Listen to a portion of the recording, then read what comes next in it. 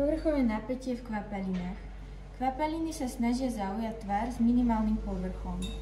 Príčinou tohto javu je povrchové napätie v kvapelinách, ktoré má pôvod v medzimolekulových silách. Medzimolekulové príťažlivé sily sú významné iba do určitej vzdialenosti. Pre každú molekulu teda existuje určitá sféra molekulového pôsobenia.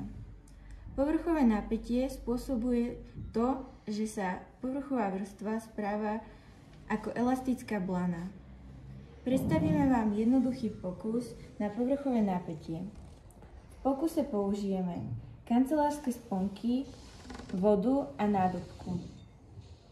Pokus spočíva v tom, že si vlejeme vodu do nádobky doplná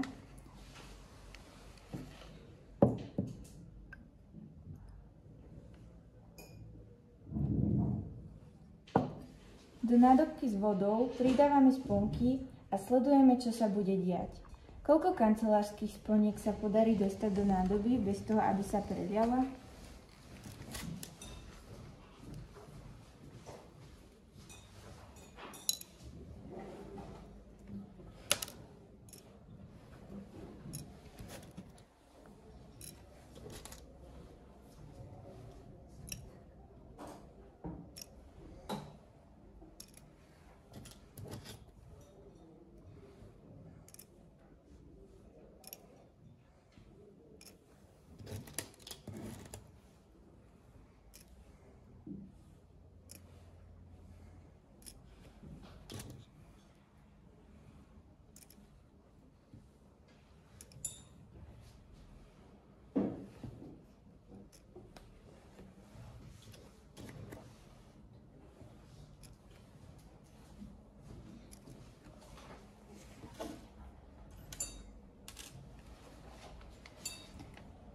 Viac ich nemáme, tak hladina vody, vytlačovaná z pohára kancelárskymi sponkami, môže presahovať cez okraj pohára.